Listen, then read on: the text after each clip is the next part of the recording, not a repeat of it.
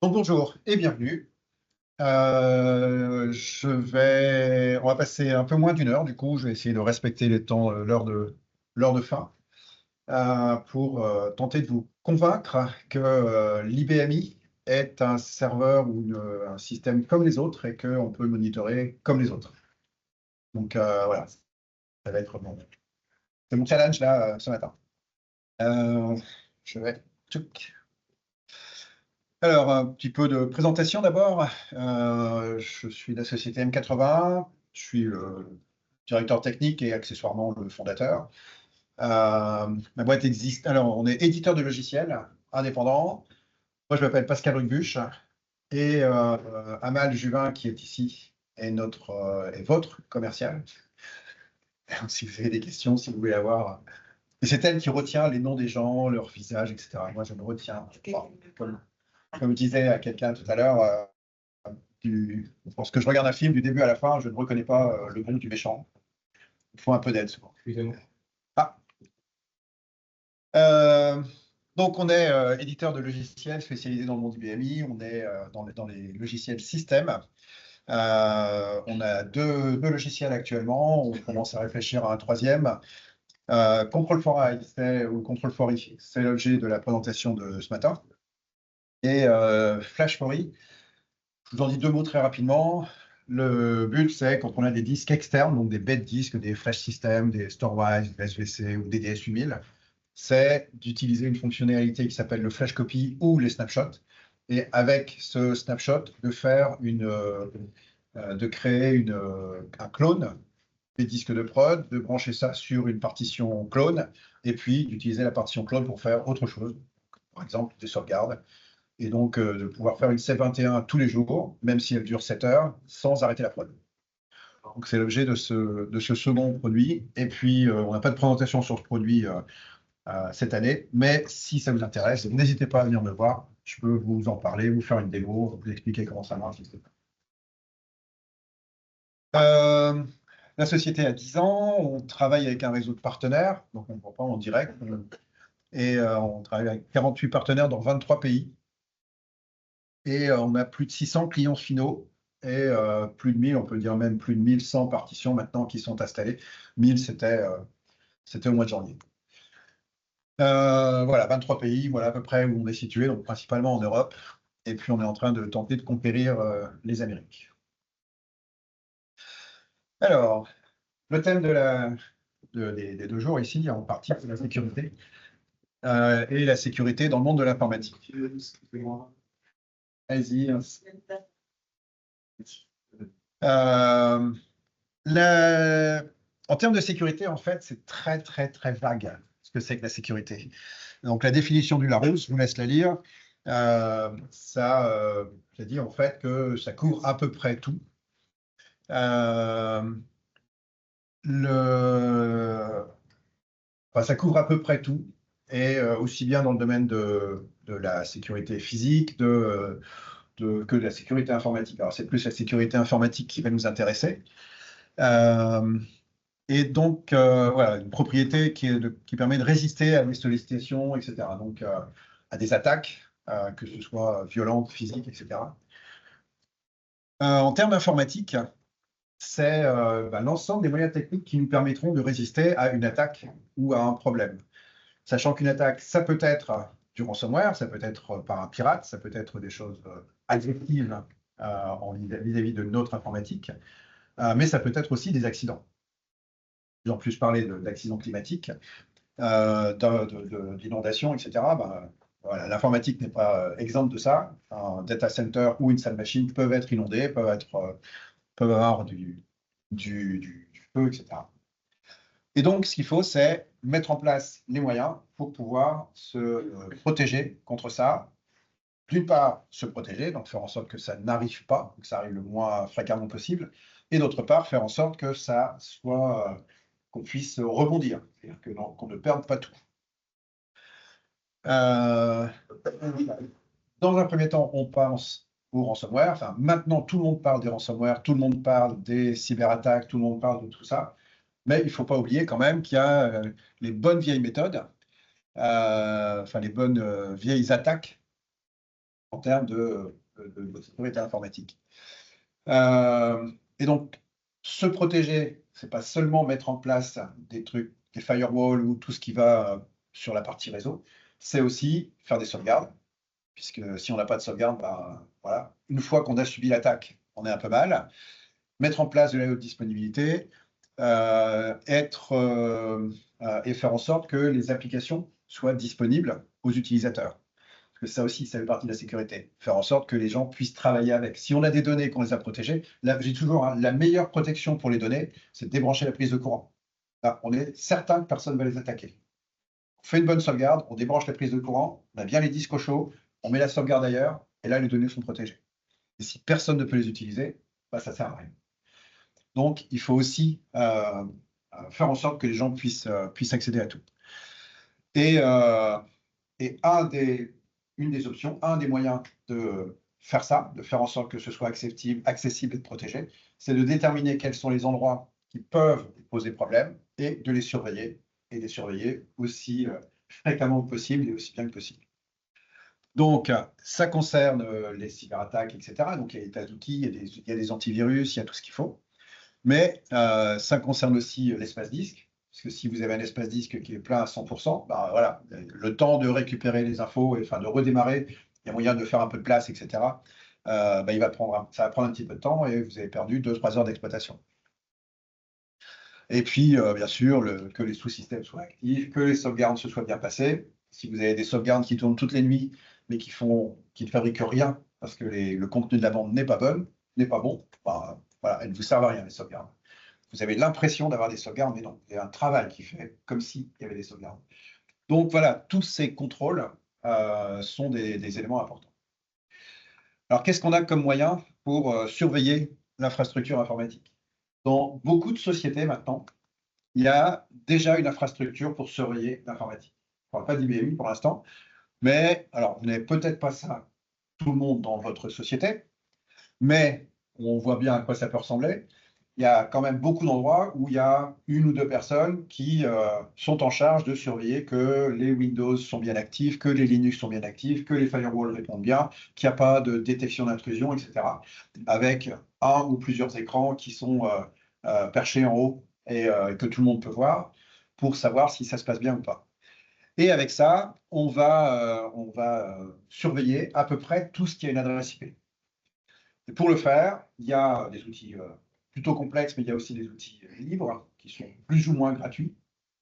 Alors, le plus ou moins, c'est souvent, ils peuvent être gratuits, mais si on veut une vraie maintenance, si on veut un vrai support, il faut payer. Il y en a d'autres qui sont payants. L'un des plus connus s'appelle Nagios, et c'est l'un des plus connus, l'un des plus anciens, etc. Mais il y a eu beaucoup de petits frères, des Centreon, Isinga, etc. Un autre, alors celui-là, c'est sous Linux, ça c'est PRTG, c'est sous Windows, mais ce n'est pas les seuls, il y en a d'autres, il y a du SolarWinds, et puis il y en a quelques-uns qui s'affichent en bas, du Zabbix, etc. Donc il y a pléthore de logiciels qui permettent de surveiller. Et avec ces logiciels, on va pouvoir surveiller tout ce qui a une adresse IP. Et dans beaucoup d'endroits, il y a au moins une personne qui est soit dédiée à cette charge-là, soit dont c'est une partie du boulot. Et qui va permettre de faire du niveau 1. Niveau 1, c'est, voilà, je détecte que sur les 50 serveurs Windows, il y en a un qui est arrêté, ben, je me connecte sur le VMware, je le redémarre, ou, etc. Donc, avec des procédures, ce n'est pas forcément quelqu'un qui a beaucoup de compétences, c'est quelqu'un qui peut appliquer une procédure ou prévenir les gens qui auront la compétence. Ou alors, c'est quelqu'un qui est dans le domaine et qui fait ça en plus, donc qui a déjà les compétences, pas besoin de procédure. En tout cas, le fait qu'il y ait quelqu'un qui soit là pour ça, c'est une meilleure réactivité. Avec l'outil, on est prévenu qu'il y a un problème, puisque là, la recherche est automatique. Et sur 50 serveurs Windows, il est hors de question de se connecter sur les 50 alternativement. Une fois qu'on a fini les 50, il s'est passé une demi-journée, on revient au premier. Donc, ce n'est pas possible de faire ça. D'où la nécessité d'avoir les outils. Et si c'est une personne qui est dédiée, ou une équipe, quelquefois, ça permet de soulager le temps des qui peuvent faire autre chose. Donc, un gain de temps, du retour sur investissement, etc. Donc ça, on trouve ça à beaucoup d'endroits, sauf souvent sur un serveur. qui s'appelle l'IBMI. Parce que on ne sait pas. Souvent, il est exclu de l'entreprise. Alors, dans les outils type Nagios, là, on peut faire un ping, on peut surveiller l'espace disque et l'espace disque et la CPU. Ça, c'est des contrôles qui sont en SNMP qui sont standards. On trouve quelques plugins qui permettent de faire autre chose, mais voilà, ça s'arrête là. Alors pourquoi? Souvent quand même parce que il y a deux mondes. Il y a le monde IBMI, avec les spécialistes IBMI, et puis il y a le monde Open et les gens qui font du Windows ou qui gèrent le Nagios, et qui voient l'IBMI comme ça. Et qui se disent, ça, on ne peut pas les toucher. C'est vraiment un monde à part. Et puis de toute façon, avec des écrans de ce type-là, on est sûr qu'on ne peut rien faire. Comment ça, il y a TCP/IP dessus? Comment ça, on peut faire du telnet? Mais non, pas sur ces machines-là. Et je l'ai encore entendu il n'y a pas très longtemps, au début d'année. Du coup, c'est un peu dommage. Alors que, c'est peut-être pas au quotidien, mais il y a quand même des tas d'accès graphiques et des tas d'accès modernes à l'IBMI. Enfin, tout le monde en parle, on parle de modernisation, etc. Donc, voilà, ça n'est plus quelque chose qui ressemble juste à du 52-50. Et en plus, il y a des évolutions. Enfin, voilà, je ne vous fais pas l'ARTAP, vous la connaissez. Des évolutions qui sont prévues, planifiées et qui font plein de choses. Alors pourquoi? Il y a d'autres raisons. Peut-être parce que tout le monde sait que c'est un serveur qui est super stable. Comme c'est stable, il n'y a pas besoin de le contrôler. Effectivement, ça marche. Il y a les administrateurs IBMI sont des gens souvent très compétents, qui sont dédiés, qui aiment bien leur machine, et donc qui sont prêts à surveiller et à réagir très très très vite. Donc, pas la peine d'aller faire de la surveillance ou de mettre ça dans les mains de quelqu'un qui n'y connaît rien et surtout qui n'a pas envie d'y toucher. Et puis quelquefois, même, il n'y a pas l'administrateur du tout. On sait qu'il y a un IBMI quelque part qui tourne, on sait qu'on l'utilise pour une application, mais qu'est-ce qui est fait dedans? Ça tourne, ça démarre tout seul, ça s'arrête tout seul, ça fait des sauvegardes tout seul, on change la cartouche, on change les mots de passe de ceux qui ont oublié leur mot de passe, et c'est tout. Donc ça arrive aussi assez régulièrement. Par contre, si on ne surveille pas, eh ben, au bout de 2 mois, on s'aperçoit qu'on n'a eu aucune sauvegarde. Et là, soit on a un vrai problème, soit on se fait une frayeur rétroactive. Que la haute disponibilité n'est pas 50 cas de vrais problèmes, on ne peut pas repartir correctement. Enfin, voilà, plein de types d'erreurs possibles. Donc, c'est un peu dommage d'avoir quand même toute une infrastructure dans beaucoup de sociétés et d'être le petit village gaulois avec notre IBMI là, où on ne rentre pas dans le même jeu, où on ne profite pas de ce jeu-là. Alors, qu'est-ce qu'on peut faire? Donc, il y a peut-être aussi une autre raison. Je vous ai dit que dans les... oui, donc d'abord, l'équipe de surveillance vient du monde open, donc c'est pas le même monde, et ils se disent, ça, on ne peut pas y toucher. On ne parle pas, je me mets dans le lot, on ne parle pas le même langage que toutes ces équipes-là. Et puis, il existe pour Nagios un certain nombre de plugins, et notamment IBM. Sur leur site, là, il y a des plugins pour Nagios qui permettent de surveiller l'IBMI. Par contre, c'est sur du Linux. C'est pas si facile que ça à tester. Il faut se connecter sur du Linux, etc. Et puis la syntaxe, c'est pas ce qu'on est.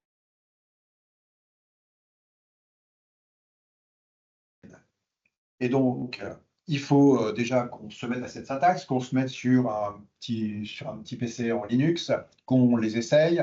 Donc, faire la mise au point, il faut faire quelques efforts quand même. Mais ça existe. Ou bien, les gens d'IBM font beaucoup de promos, enfin, il y a beaucoup de promos qui est faite sur les accès en SQL, puisqu'il y a de plus en plus d'éléments système qu'on peut surveiller en faisant quelques requêtes SQL. Et donc, c'est relativement facile à utiliser, mais il faut quand même faire un bout de développement, et un bout de développement à intégrer dans le Nagios ou dans le PRTG. Donc voilà, c'est simple, c'est pas très compliqué, mais il faut faire un bout de développement, il faut s'y intéresser et passer un peu de temps à le faire. D'où l'idée de se dire, mais pourquoi être obligatoire, enfin, pourquoi s'obliger à utiliser des programmes sous Linux ou sous Windows avec une syntaxe qui est différente de ce que les administrateurs connaissent, donc difficile à tester et à valider. Pourquoi ne pas faire le contraire? Le contraire, c'est de dire, on va utiliser ces outils-là, et sur ces outils-là, on va amener un plugin un seul et unique plugin, donc un seul et unique programme qui va tourner côté Linux ou Windows. Et ce programme, il va se connecter à un agent, donc il faudra un agent forcément, installer une bibliothèque et démarrer un sous-système, un agent qui tournera côté IBMI et qui va utiliser des commandes IBMI. Le premier avantage, c'est qu'on n'a pas à expliquer aux gens de la supervision qu'ils ont 50 plugins à installer, à configurer et éventuellement du SSH à préparer, etc. Il y en a un seul à installer. La définition est plus simple. Le deuxième, c'est qu'on va utiliser des commandes IBMI. Ce qui dit commande IBMI, ça veut dire que les administrateurs IBMI comprennent ces commandes-là. Elles sont relativement faciles à comprendre et à tester. Donc, on les a sur une partition IBMI, on tape la commande, on fait F4, on renseigne les paramètres, on fait entrer. Ça ne correspond pas à ce que je voulais faire, je recommence, je change les paramètres. Et quand j'ai la bonne commande, j'ai ma commande qui est prête. Je peux la donner à l'administrateur Nagios pour aller la renseigner et paramétrer le contrôle. Et puis, troisième avantage, c'est que si je fais des développements en Linux ou en Windows pour aller chercher des informations côté IBMI, il faut que j'ai des informations qui sont accessibles.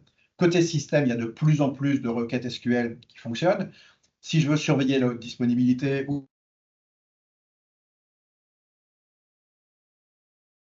il faut, de l'extérieur, il faut faire un telnet, faire une capture d'écran, récupérer la capture d'écran, analyser le contenu, etc.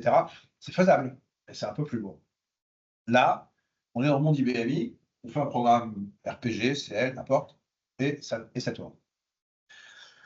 Du coup, voilà, c'est ce que je disais. On a donc un produit qui permet d'utiliser des commandes natives développées par des gens qui sont spécialistes de l'IBMI, qui connaissent la machine depuis longtemps.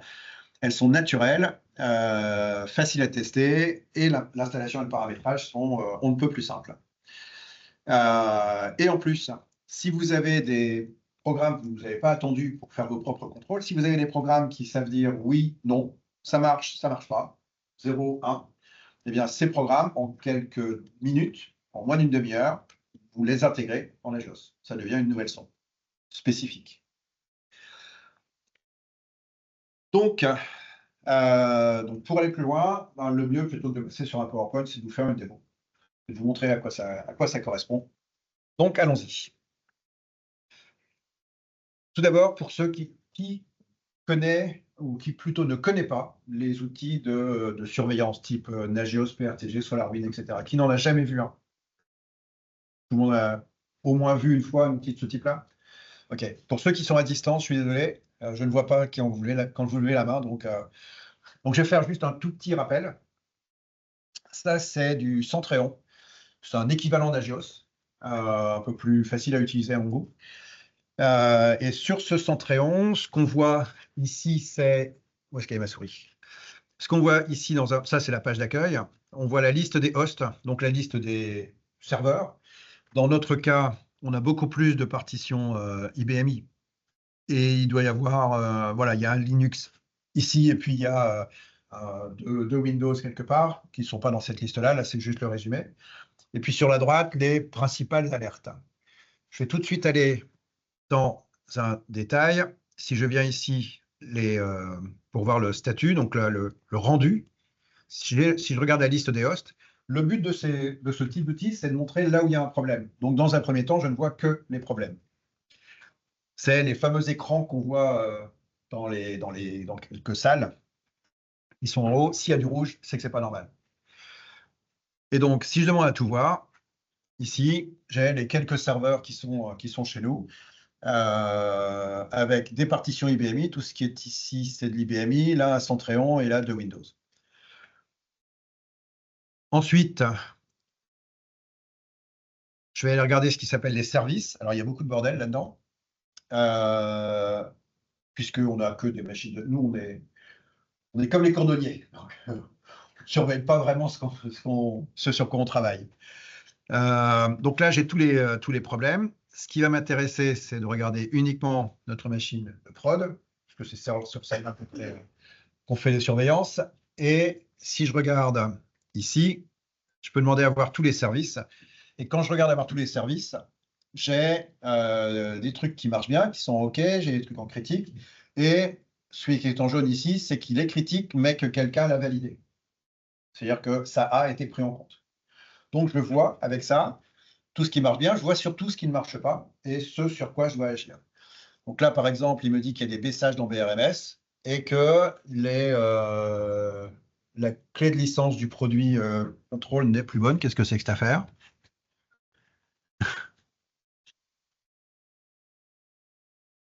OK, bon, c'est une machine de démo. J'ai lu le bon message. OK. Pour les autres, donc il y a une clé de licence d'un morceau qui ne marche plus. Ce morceau-là, je ne vous le montrerai pas, mais je vous en parlerai quand même. Voilà, et donc avec là, je peux surveiller automatiquement. L'avantage de ce truc-là, c'est qu'ici, si le sous-système HTTP serveur est tombé, eh bien, je le sais tout de suite. Je peux contrôler des messages, des noms de travaux à l'intérieur, etc. Donc, on a le contrôle qui est fait automatiquement. Et si ça apparaît en rouge là, je suis prévenu tout de suite. Et bien sûr, ces outils peuvent envoyer des mails, des SMS ou créer des tickets dans un outil de ticketing, etc. Quand on a affaire à des plugins standards, c'est il y a un programme qui est capable de faire une chose ou plusieurs choses suivant ce paramètre, mais il faut les paramétrer côté Linux. Et c'est le programme côté Linux ou côté Windows qui va se charger de tout ça. Avec Control Forage, je vous ai dit, on va utiliser des commandes IBMI. Alors, comment se passe la définition d'un nouveau contrôle? La définition d'un nouveau contrôle se passe en commençant côté 5250. Donc là, je viens là, et je vais prendre un exemple simple. Je veux vérifier que le sous-système Kubatch est actif. On va commencer simple. La commande va commencer par CT check. CT pour contrôle, check parce que c'est un contrôle, c'est un check. Et ensuite, ce que je veux contrôler. Donc là, ne vous inquiétez pas, vous n'avez pas à apprendre toutes les commandes par cœur. Vous voyez qu'il y a un menu. Donc on ira voir le menu après. Mais cette commande-là, je la connais. Ben voilà, je fais F4. Et puis, je veux vérifier que le sous-système Kubatch est actif. Donc c'est ça,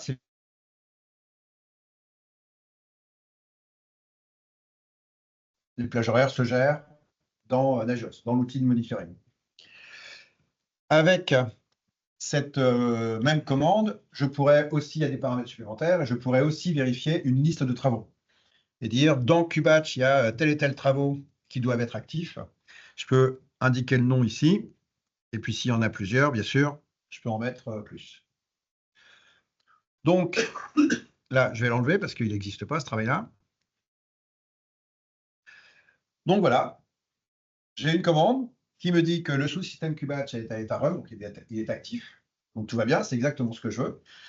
Et la commande, bah, elle est là. Et bien, pour créer si c'est la seule chose que je veux vérifier, pour créer mon premier contrôle, je vais copier cette commande. Je vais venir dans Centréon, dans Nagios, et je vais aller en configuration des services. Dans la configuration des services, je vais en ajouter un nouveau.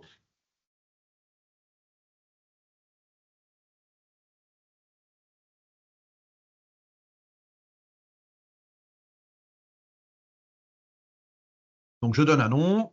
Je dis sur quelle partition ça va tourner. Donc, ça va tourner sur la partition prod. Je choisis un modèle,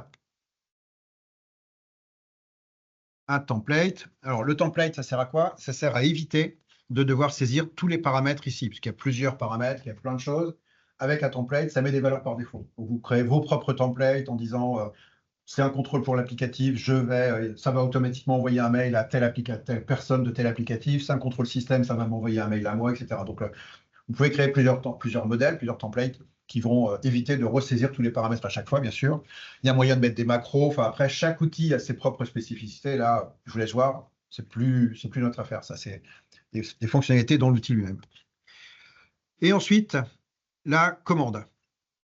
Donc, la commande ici, ce n'est pas la commande IBMI pour l'instant, c'est la commande dans l'outil lui-même, dans Centréon. Eh bien, cette commande, ça correspond au plugin qu'on va utiliser. Et le plugin, je vous ai dit qu'il y en avait un seul. Tout ça, c'est pour nos tests.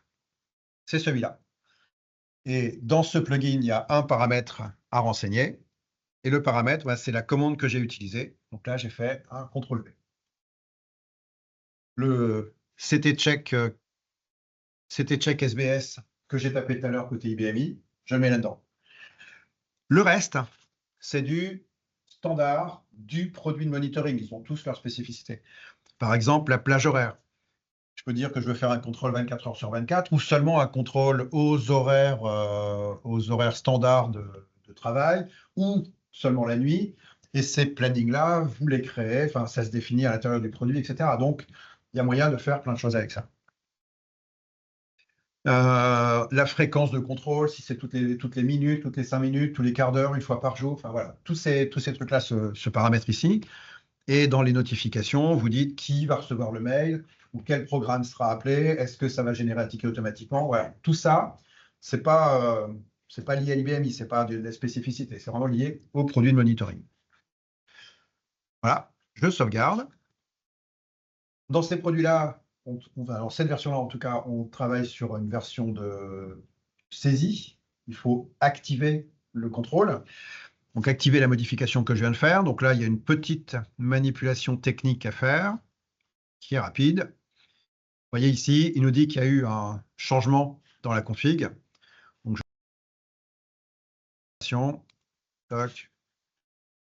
petite manipulation technique intermédiaire. Maintenant, je reviens voir mes services. Je vais demander à tout voir pour prod. Et mon awk batch est ici. Pour l'instant, il est à l'état pending. Ça veut dire que le contrôle n'a pas encore été fait, c'est tout neuf.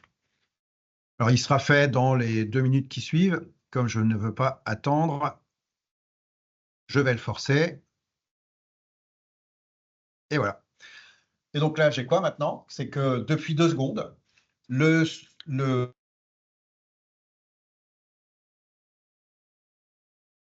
vu tout à l'heure en réponse côté IBM. En résumé, j'utilise un outil que tout le monde utilise dans l'entreprise, qui permet de surveiller du Windows, du Linux, de ce que vous voulez, une cafetière si elle a une adresse IP. Je sais que les cafetières sont bien surveillées dans le monde de l'informatique. Avec ça, on peut intégrer ce qu'on veut côté IBM avec une simple commande IBM. Maintenant, reste à voir qu'est-ce qu'on propose comme commande. Donc, le process sera le même à chaque fois. Simplement, je vais passer en mode 52-50 puisque c'est là que je vais pouvoir vous montrer les commandes. Alors, il y a un menu. Dans le menu, avant, du côté utilisation, je vous ai dit qu'il y avait un agent qui devait tourner. Cet agent, il est ici. Le sous-système Control for I doit être actif. Il y a 2 travaux dedans. Voilà, ça doit être actif en permanence. Il faut le mettre dans le startup et c'est tout. Le menu, il est ici. L'option 1, c'est pour quelques gestions internes, démarrage sous système, faire la gestion des clés pour que les clés soient correctes. Et les options 10 à 14 et 30 et 31 correspondent à toutes les commandes qu'on fournit pour vous aider à surveiller ce que vous voulez. 20 et 21, on viendra dessus après. Qu'est-ce qu'on a comme exemple de commandes? Celles qui sont relatives aux travaux. On retrouve dans l'option 9 le check SBS que j'ai montré tout à l'heure. Mais vous pouvez surveiller qu'il n'y ait pas de travaux en lock wait ou en message wait. Ça, c'est la première question qu'on a quand on arrive chez un client, c'est je veux vérifier qu'il n'y a pas de message dans Q6OPR qui attend une réponse. Message qui attend une réponse dans Q6OPR, ça veut dire travail en message wait.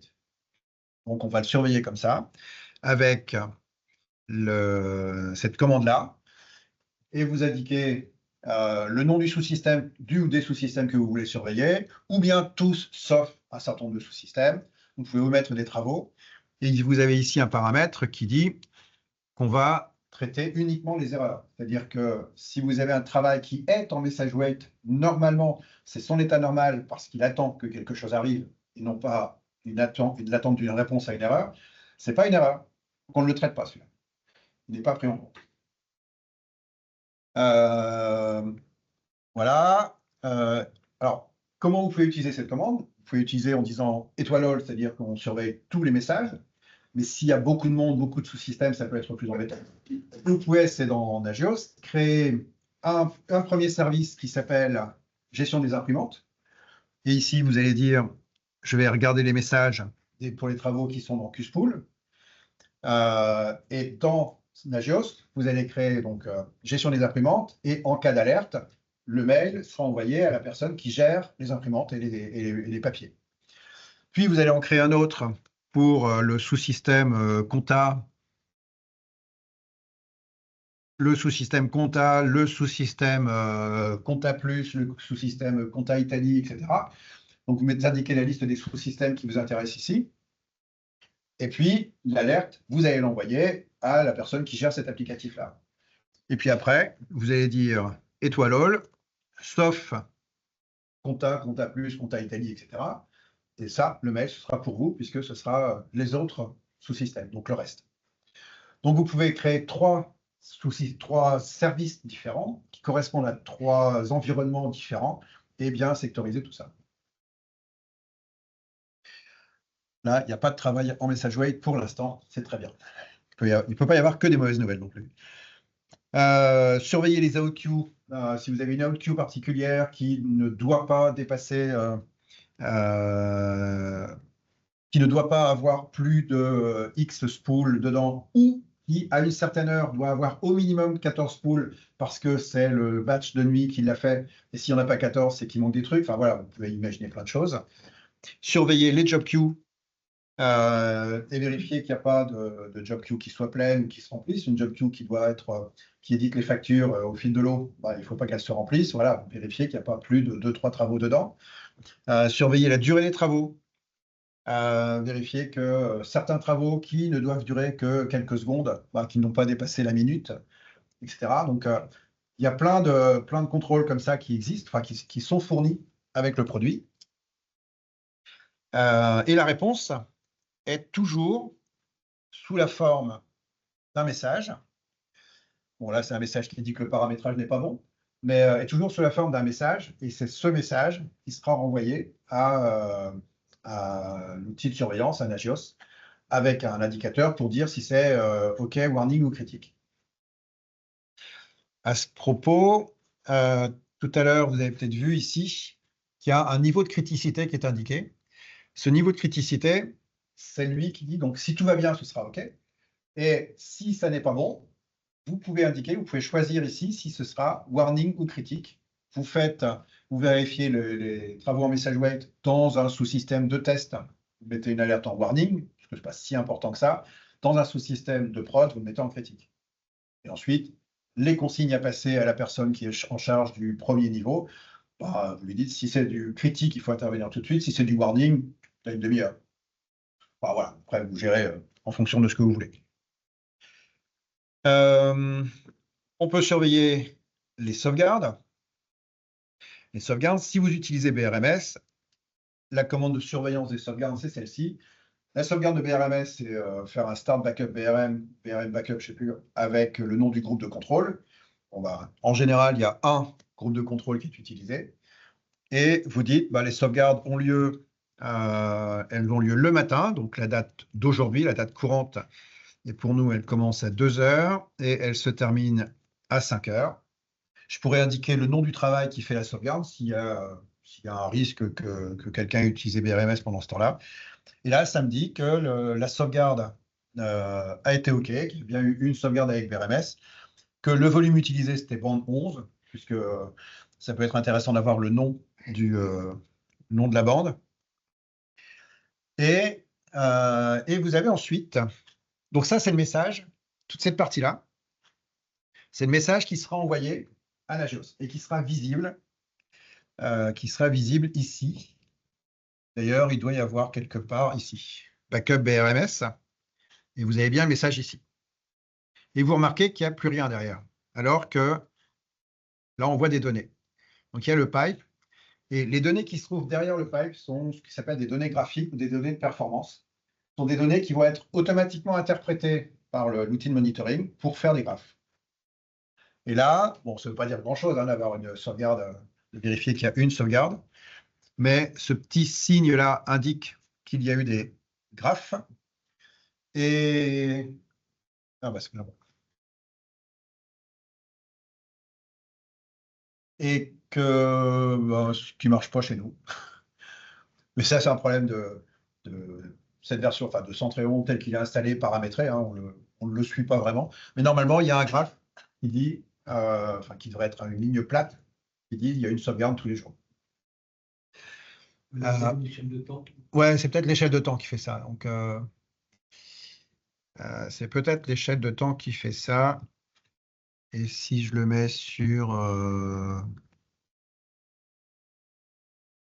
Bon, en tout cas, il y a des graphes. Et souvent, ça marche. Donc, c'est traité automatiquement dès qu'il y a des données de performance dans les messages. Qu'est-ce qu'on a d'autre? On a d'autres, par exemple, que vous...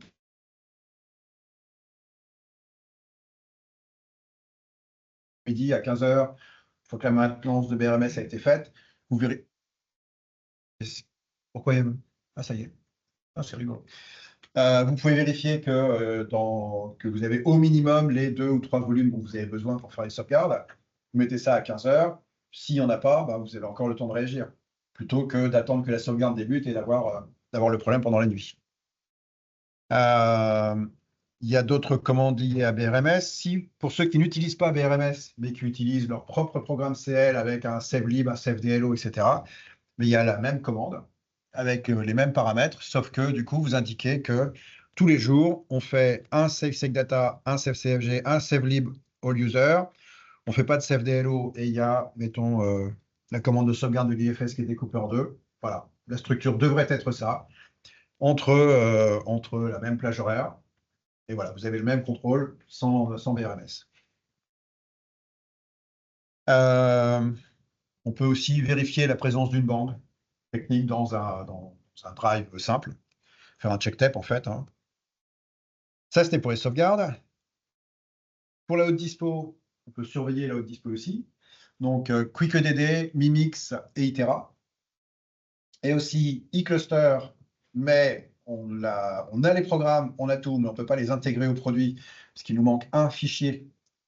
S'il y a des amateurs, enfin, s'il y a des gens qui utilisent eCluster, je suis intéressé pour récupérer un fichier qui nous permettra d'intégrer les 2 commandes au produit.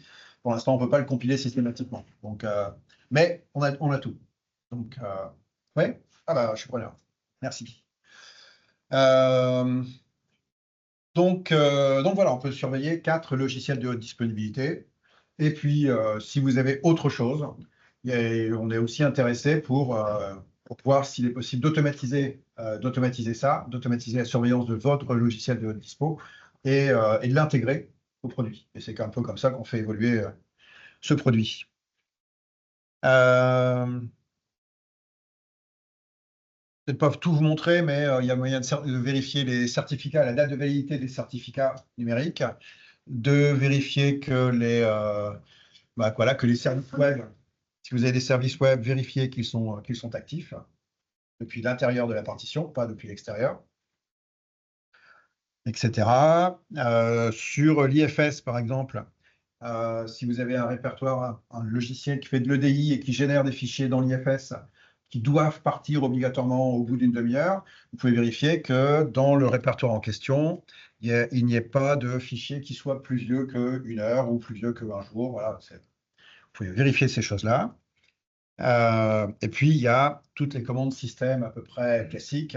Donc, vérifier le taux d'utilisation de la CPU, vérifier le taux d'utilisation des disques, enfin d'occupation des disques. Pour la CPU, le contrôle standard, c'est la CPU globale. Ici, vous pouvez même dire que vous voulez surveiller la CPU utilisée par un ou quelques sous-systèmes. Parce qu'il y a un sous-système particulier où vous savez qu'il y a des débordements possibles ou qu'il y a un risque et vous voulez le surveiller particulièrement. Pareil pour l'espace disque. Oui, et quand il y a des données numériques, vous avez une valeur limite warning et une valeur limite critique. Donc, c'est vous qui déterminez quelles sont les limites. À 80%, c'est une alerte warning, il faudra faire attention. À 90%, il faut s'en occuper rapidement. Le WorkPRB, le contenu de Datarea si vous utilisez beaucoup les Datarea, etc. Donc voilà le genre de commandes qui sont livrées en standard. Si vous utilisez le logiciel M3, anciennement Movex, il y a beaucoup d'informations qui sont dans le grid de Movex, de M3, et vous pouvez aller chercher avec ça. On va explorer le contenu du grid et voir si tous les éléments sont corrects ou pas. Et puis ceux qui utilisent MQ Series, il y a aussi deux contrôles avec concernant MQ Series. Des questions à ce stade? Là, contrôle des travaux, vous êtes un peu vite. Il y avait le temps des jobs, juste la présence d'un job. Oui. C'est vérifier le travail, ça? Ici, vous pouvez vérifier qu'un travail particulier est actif. Alors, l'intérêt de ça, c'est pour vraiment un travail particulier et vouloir mettre un contrôle particulier sur un travail, quel que soit le nom du sous-système, et vérifier voilà, présence du job, et vérifier qu'il n'est pas dans un état.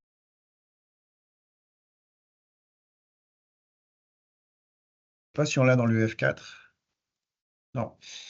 Mais grosso modo, vous prenez tous les états du Work Active Job. S'il y en a un ou quelques-uns pour lesquels vous savez qu'il ne faut pas le trouver dans cet état-là, sinon c'est un problème, et c'est ça le problème, c'est l'intérêt de cette commande-là. Sinon, pour vérifier les travaux, je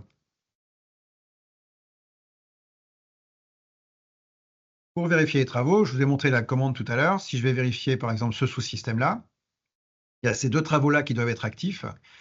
Le CT check SBS, le nom du sous-système c'est BK Send. Je vais vérifier que le sous-système est actif. Là, en un seul passage, en un seul service, je vais vérifier que le sous-système est actif et que les deux travaux sont bien là. Là, il me dit tout va bien. Alors que si je change le nom d'un des travaux, là, il me dit ça va pas bien. Le sous-système est actif, mais il manque un travail. Donc, si c'est juste le fait que les travaux soient actifs, vous faites avec ça, c'est une seule ligne, c'est simple. Qui tourne en delay job une seconde. Ah, ça, non, mais c'est des trucs. Ouais. Donc ça, voilà, vous avez ça. C'est bon? D'autres questions?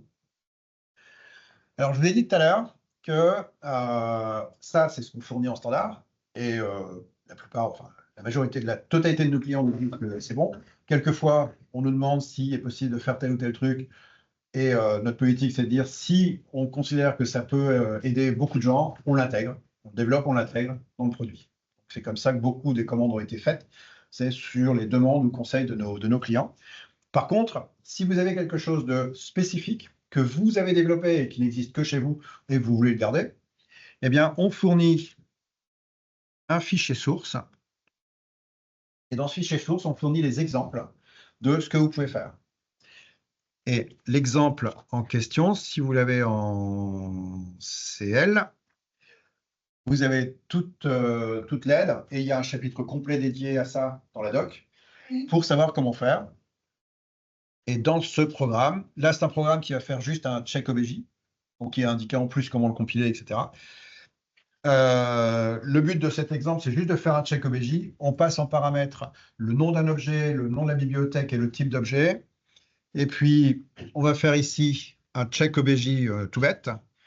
Ça veut dire que si l'objet existe, il n'y aura pas de message d'erreur et on va répondre tout va bien. Si l'objet n'existe pas, il y aura un message d'erreur et on répondra que ça ne va pas. Et la technique, je vais vous livrer le secret, c'est si ça ne marche pas, il y a un problème, on doit envoyer un message, le CTL 3999, qui lui dira c'est critique. Et le texte du message, c'est ce que vous mettez dans les messages data. Et si tout va bien, on envoie le CTL 1999 qui dira que tout va bien. Celui-là, c'est pour dire tout est OK. C'est tout. Ce qui veut dire que si vous avez un programme qui répond oui, non, vous prenez ce modèle-là, vous modifiez cette partie-là, vous remplacez par l'appel de votre programme.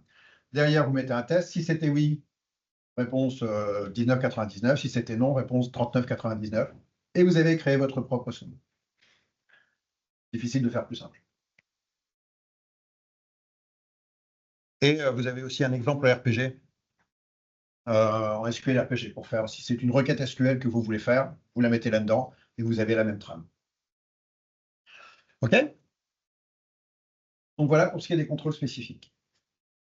Je vous ai montré avec Centréon. Si je vous montre très rapidement, on a aussi un PRTG qui est installé. C'est sous Windows, ça marche de manière un petit peu différente, mais ça marche bien aussi. Donc c'est juste pour vous prouver que ça marche. Là, on a la liste de tous les serveurs ici. Donc là, on n'a que deux partitions qui sont reprises. Hop là. On n'a que deux partitions qui sont reprises, FTP et prod. Et là, j'ai tous les éléments avec quelques-uns qui sont en rouge. Et si je vais choisir la partition prod, là, ce sont les indicateurs qu'on veut mettre en avant particulièrement. Et bon, il faut s'habituer un peu au graphisme. Là, ça va être, tant que c'est dans le vert, c'est que c'est bon, vous imaginez bien. Et ici, on a la liste des contrôles. Et puis les graphes là, sur la partie droite.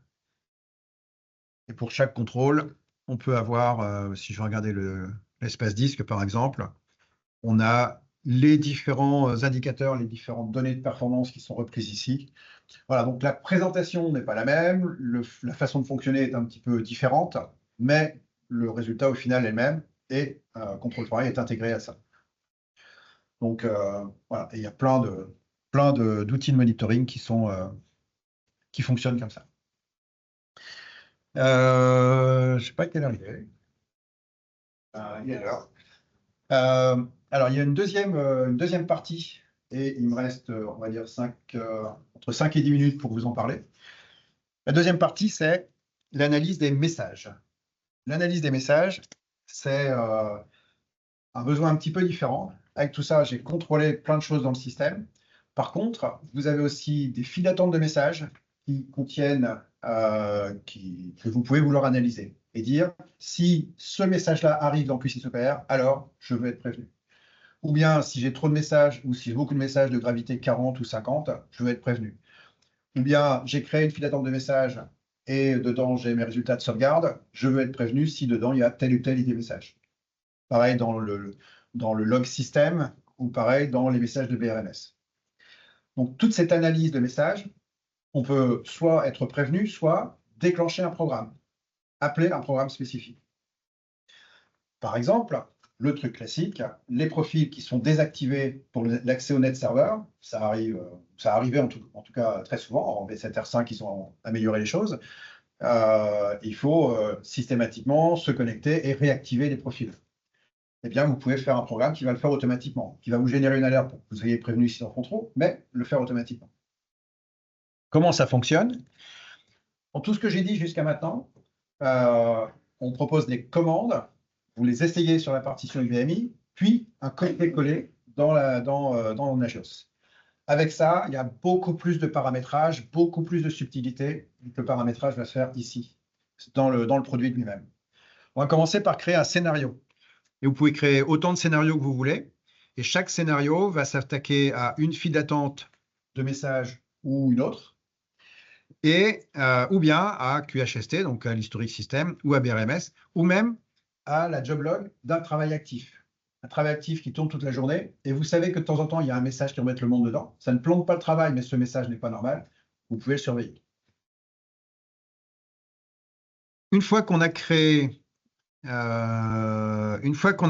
notre scénario, il n'y a rien dedans, hein. Dedans, on va indiquer la liste de tous les messages qu'on veut surveiller. Donc là, je dis que si je reçois ces messages-là, ça va générer une erreur critique ou warning, suivant le cas.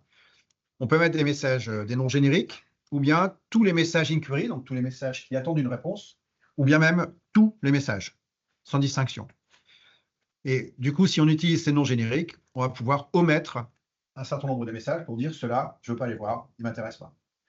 On a des clients, notamment un qui a une liste très impressionnante de messages là-dedans, hein. Donc on peut mettre beaucoup de choses. Pour chaque message, c'est si le message arrive, mais il y a aussi quelques caractéristiques. Par exemple, pour celui-là, si ce message-là arrive et qu'il contient le texte QGPL, alors on va le prendre en compte et ça générera une alerte critique. S'il contient autre chose, c'est pas d'alerte, on s'en fout. Il peut être là. Et il peut le contenir, et par contre seulement s'il vient de ce travail-là. Donc voilà, on peut mettre des spécificités. Quand c'est un message individuel, la gravité, ben, c'est toujours la même. Par contre, quand c'est du générique, là, par exemple, on dit tous les messages de gravité supérieure ou égale à 40 vont générer une alerte critique. Donc là, on a les définitions. On va mettre toutes les définitions dans l'ordre. Tous les contrôles seront faits dans cet ordre-là. Donc dès qu'une des conditions est vraie, on fait ce qui est indiqué dans cette condition-là et c'est tout. Et comment se passe le résultat? Eh bien, le résultat dans Nagios, on l'a avec cette commande-là. Et cette commande-là indique, je vais regarder soit dans tous les scénarios que j'ai créés, soit dans un seul, s'il y a des erreurs. Et là, c'est là qu'on a le problème de la clé. L'explication, c'est qu'on est en train de passer de la version 3 à la version 4. On a changé le format de la clé, qui est complètement différent. Et là, c'est visiblement une version 4 qui est installée. Donc la clé sur le produit a été mise, mais pas sur tout. Donc, petit détail. Je savais que j'aurais dû mieux préparer ma présentation. Tellement l'habitude que je ne regarde même plus. Donc, dans Centréo, dans Nagios, avec cette commande-là, ici, j'aurais, alors pour celui-là, j'aurais 327 erreurs critiques et 232 erreurs warning, puisqu'on ne les surveille jamais. Normalement, chez vous, vous devriez avoir 0 erreur. Alors, c'est le but. Alors, c'est de faire le bon paramétrage pour qu'il n'y ait pas d'erreur et que vraiment, le jour où il y a un problème, que vous ayez une erreur ou deux. Donc là, vous êtes prévenu tout de suite dans Centréon, vous avez l'information. À ce moment-là, vous devez venir ici, vous pouvez venir ici, et vous faites cette commande, c'était display alert. Et avec le display alert, vous allez voir les messages qui ont généré cette erreur-là, enfin qui ont généré ce problème. Et qui sont soit en critique, soit en warning. Et visiblement, il y a du warning. Donc là, c'est du grand n'importe quoi, hein. C'est des messages, des messages de plantage. OK. Bon, mais voilà, ça permet de savoir surveiller les messages. Une fois que vous avez ces messages-là, il y en a beaucoup, vous voudriez bien quand même que ça arrête l'alerte dans Centréon. Eh bien, vous les validez, ils sont toujours là, vous pouvez toujours aller les regarder, mais ils sont validés. Et puis quand il y en a beaucoup comme ça, un petit F23, et on valide la totalité, on est reparti de zéro.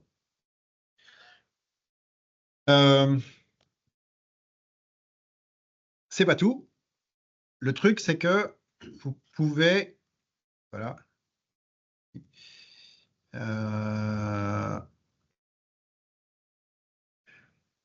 Vous pouvez définir ça et vous avez une colonne ici, action automatique. Et cette colonne action automatique va indiquer ce que vous en faites. Donc ça peut être générer une alerte, mais ça peut être aussi appeler des programmes. Exemple là, alors ce message-là, c'est le message qui dit qu'un profil a été désactivé pour le net server. Et c'est un exemple qu'on propose. On propose un programme pour le réactiver. Et là, on propose des actions. Alors, comment ça se lit, ça me dit que les 4 premières fois que ce message arrive, donc les occurrences de 1 à 4, eh bien, on va appeler un programme qui va réactiver le profil. Mais les 3 premières fois, on va faire une deuxième chose, on va forcer une erreur warning. S'il y a une action, en fait, s'il y a un programme qui est appelé, ça ne génère pas d'alerte. D'accord? Ça devient transparent puisqu'on a fait quelque chose. Donc là, on fait quelque chose d'activation. Et puis la 4e fois, on va dire c'est beaucoup, donc on va créer une alerte critique. Et pour ce qui est du programme, donc là, il y a plusieurs actions, hein. On peut dire je veux faire une réponse automatique, ou appeler un programme, ou appeler une commande, ou générer une alerte warning ou critique. Et le nom du programme est là. Et ce programme, il est appelé avec 5 paramètres. Dans les 5 paramètres, c'est ID message, travail d'origine, et puis les données du message. Donc on peut traiter tout ce qu'on veut avec. Et on fournit un exemple. OK? Bah voilà, j'ai à peu près fait le tour. Dans la présentation, si vous récupérez le PDF, il y a quelques copies d'écran qui permettent de suppléer à la démo. Mais normalement, il y a des vidéos qui vont être disponibles. Ok.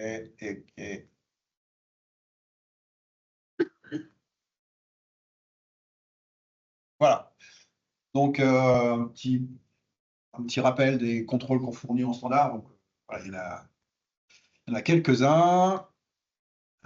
Plus de. Alors, avec le jeu des paramètres, ça fait comme s'il y avait plus de 200 contrôles en fait. Voilà, donc le but c'était bien d'inclure l'IBMI dans la surveillance normale de l'entreprise. Je vais dire comme si c'était un serveur normal, mais c'est un serveur normal, donc il faut juste que les gens qui travaillent dans le monde open s'en rendent compte et que ce soit compréhensible par.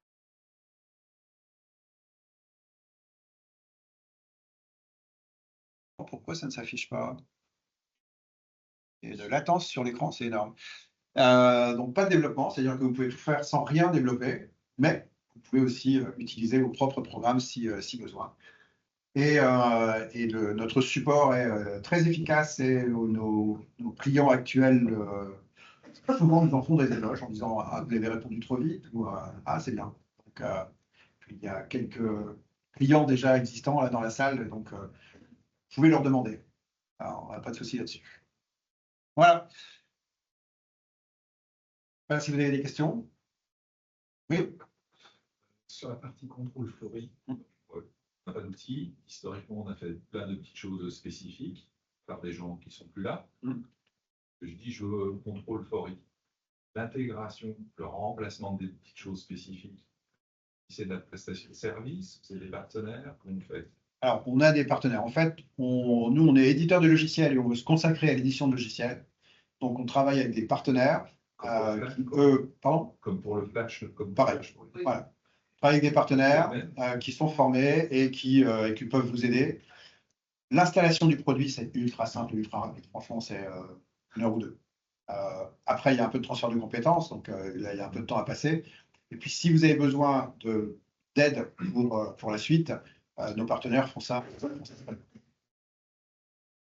pas avec qui vous êtes comme partenaire habituellement, mais. On a Flash Flory avec SMI, par exemple. Voilà, ils ont tout ce qu'il faut. Et SMI l'utilise en interne, Control Flory, pour, je ne sais plus combien, 70 ou 80 partitions. Ça. Donc, pas de problème. D'autres questions? Eh ben, je vous remercie. Merci.